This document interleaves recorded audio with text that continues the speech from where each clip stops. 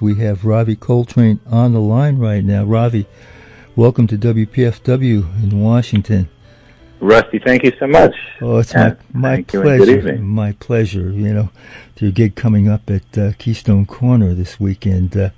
Todd had to hook us up, and it's a real pleasure to be able to have a conversation with you. You know, it's my pleasure, and Todd is the man. Yeah, he sure is. You know, as we met at your performances over the years, I keep reminding you, I'm an old man now, but I was only 17 when I first caught your father at Newport in 1963.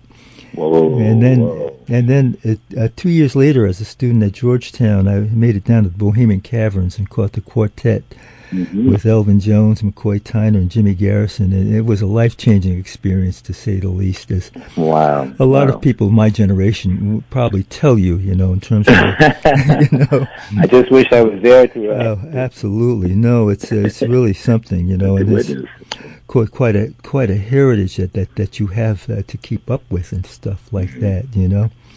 So, question I've been asking everybody that I've been talking to lately on the airs: how did you handle the COVID shutdown? What did you do during your year of COVID? Oh, well, you know, it was a very, very stressful time for the whole planet, obviously. I mean, a lot of anxiety and a lot of worry. Yeah. And the separation, especially in the music community, you know, it's a tight-knit community, no matter, you know, what city you may be from. I mean, if you're a part of a music scene, you depend on it. I mean, almost daily, you know, or nightly, you know, being able to go out and hear music or to perform music. I mean, the absence of that was different. It was definitely different. But it also allowed some moments of reflection, you know, and to sort of take a little breather from the pace, you know, that most jazz musicians keep. You know, I've been on the road since '91, I suppose. Wow. Jeez, and that gets tiring, waiting in line at the TSA and crowded flights, you know. So a year of not seeing an airport was quite rejuvenating, honestly. But creatively and emotionally and spiritually, yeah, there were, you know, I think moments of positivity, you know, mixed in with, I mean, the stress and the worry that the whole world was going through. Sure. Did you do any writing, or did you do anything related to the music that kept your juices going? I tried. I think that was, you know, again, having the time and the solitude, you know, you can really begin to go a little bit deeper and things. You know, I also started cooking a lot because all the restaurants were closed. Right, you know? right. Jeez, and that became a bit of a pastime, and spending more time with my sons, that was also a plus as well. You know, but the music, you know, again, the music kind of it stays with you to such a degree. You know, when you're at a rehearsal, or you're on a plane headed to a gig, or you're on a stage, you know, or you're in a recording studio. I mean, those are the kind of daily events for the working musician, you know. And not to have that, I mean, there was a period of time where I didn't touch my saxophone. It might have been the longest period of time since I started playing where I didn't play. It was only 2 months. Okay. But even that felt odd. But the thing that just felt stranger with it, that there was no music being played on any stages anywhere really on the planet, you know. And that was just it definitely makes one kind of wrestle with, I mean, what is the function of the musician if there's no stage to play on, if there's no audience to perform for? Right. Which begs the question: how old were you when you first started playing the saxophone? And you know, I mean, given that, you know, your family with your mom being involved with the music, and what your dad did. I started late. Okay. I started in my 20s. Oh, okay. Yeah, I played the clarinet through junior high school and high school, but saxophone, it was really, I started studying formally in my 20s. I started to play saxophone in high school. Started on soprano, but this was, again, after about 5 or 6 years of playing clarinet. So that was my transition from moving to the clarinet to the soprano.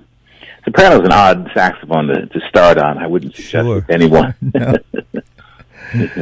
Start on the alto. That's a much easier horn to play. Yeah. Absolutely. You know, I was friends with a gentleman, Ethiopian American named Chips Bayan, who evidently had a soprano sax in a cab with your dad, and sort of introduced your dad to the instrument. Now, I've heard a few stories about how one of those stories that I heard along the way. You know, there's probably a gazillion others. But there's definitely some folklore on how John Coltrane discovered the soprano saxophone. Boy, but I tell you, I still hear my favorite things in Newport running through my head as a kid. Man, I was just, it was the last set of the weekend, and my buddy and I told our parents we were spending the weekend at each other's house in Greenwich, Connecticut, and we drove a 54 Studebaker across the state to make it to Newport. We had summer jobs to get back to the next morning, and he kept tugging. He said, "We got to go." I said, "No, I can't leave just yet." You know. So hearing that soprano, it really was something else at that time, to say the least. But it is the difficult instrument, to start off on, for sure. Yeah. But it did something for John. I mean, I think it opened up a whole new world of possibilities for him, and I think in turn that even pushed his tenor playing even more. His approach to the soprano gave him, ideas for what he could possibly do on the tenor, There's a whole other issue in terms of families of prominent musicians and dealing with not only the heritage, but, recordings, making sure everything is done properly. How's that task been for you? Well, it's an honor and a virtue and a pleasure to not only be a part of this family. I'm very, very, very fortunate in that regard. But as a lover of the music, I mean, that's also another great benefit, to be able to have access to private recordings and unreleased recordings, and obviously bootlegs. We've been chasing all the great bootleg recordings for decades, But in terms of administration, it's a job like anything else. There are tapes that we have in our own private collection that we over the years have made available, through Universal Music. Oftentimes we're approached with people who say, "Hey, I just found this great live concert of John Coltrane playing Love Supreme in Seattle, 1965. Do you guys want to do anything with it?" Right. It's hard to believe. He's been gone for a while. A good 55 years. Yet we're still discovering new music. Absolutely. Wow. No, and it's boy. Real heritage to keep that music alive and available to folks, and that we look back on and say, hey, this is part of our culture. Yeah, and still very powerful. It hasn't gotten any better since. I can tell you that much. So what do you have? You got this weekend coming up at Keystone Corner. We'll talk about that in a minute. But what do you have coming up afterwards? What's your trajectory for the upcoming months or so? Well, again, coming out of COVID, we were unsure a year ago whether we'd be even working in 2022. So I have not been on tour in Europe since before the pandemic. I've barely toured the States. I've performed a bit here in New York. That was another plus. If I could find all the silver linings to the pandemic, being able to play in, kind of more underground and sort of local gigs here in New York and Brooklyn, when nothing else was happening, there were still a few places where we could go and play, so not being on the road, it brought a certain energy to the music, but being able to kind of continue to make it here in New York also brought another energy. So I actually want to try to incorporate that a little bit more into my working schedule. Stay on the Northeast, stay in New York. Okay, right. And find different venues, different rooms, different audiences, to perform for it. I mean, the circuit is great, and I never want to get off the circuit. But also finding some new places to play and new audiences to play for is also very exciting. So, I've got gigs booked throughout the year. Just sort of taking some baby steps. Back on the road. I'm hoping to record a few new groups this year. Also, the pandemic made it possible for me to meet a bunch of new musicians as well. And kind of rehearse new music and check out new players. In fact, one of the players who's going to be with me at the Keystone is a gentleman that I only met last year. Kind of because of the pandemic, we were playing in this small little private club, a members-only club that's been around for 132 years off of Grand Army Plaza here in Brooklyn, called the Montauk Club. And they allowed me to just come in anytime I wanted, so I was almost using it to kind of workshop material and check out new players. And Desron Douglas was the bassist who introduced me to the drummer Eli Howell, who's going to be with us this weekend. And man, I fell in love with this guy's playing almost immediately. And so he's doing the majority of the gigs with me this year. I'm just trying to get my chops back, trying to work. Okay. So who else will be with you at Keystone Corner this weekend? This weekend it's a quartet, and it's two younger players and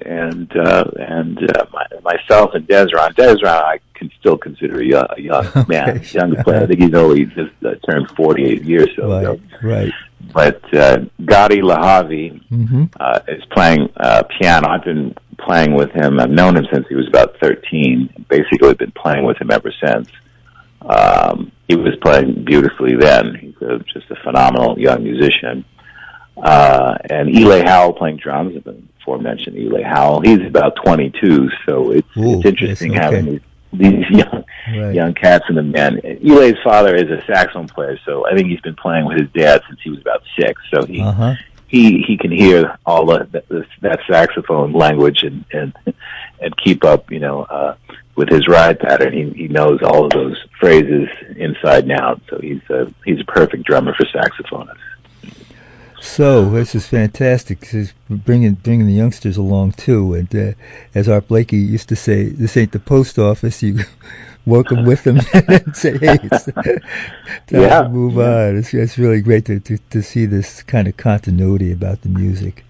And it brings a new energy to it. It keeps the older players young and youthful, in their spirit and their energy, to be around these young talented players. It's and my last band was together for a long stretch of time, and we're still going to do gigs together.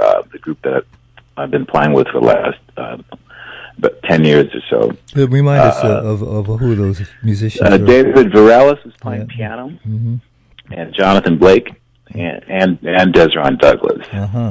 We're still. I'm not going to let those guys go. That's for sure. I hear you.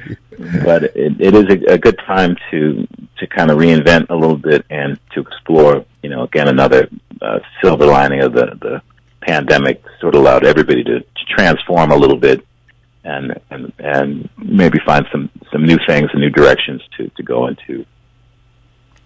So you're at Keystone Corner. It's Friday and Saturday? Friday, Saturday, and Sunday. And Sunday, awesome. Three nights. Fantastic. Yeah, Great, sets per night. Right. And Sundays are early set 5 and 7:30. So it's a great weekend. Catch the music. What Todd Barkin has done with Keystone Corner Baltimore has just been phenomenal. I want to throw a shout out to Todd, yeah, and to thank him for his continued beautiful contribution to the music, and for bringing us players out to play. Absolutely. Ravi Coltrane, it's been a pleasure and an honor to talk with you tonight. I really appreciate you calling in, and see if I can make it up to Baltimore this weekend. Can't promise, but I'm going to give it a shot, and I'm really excited that we had this conversation tonight. Likewise, Rusty. Yeah, Thank you very much. You're very welcome. Thank you. I hope to see you. You absolutely. Ravi Coltrane. Yeah, it's a pleasure.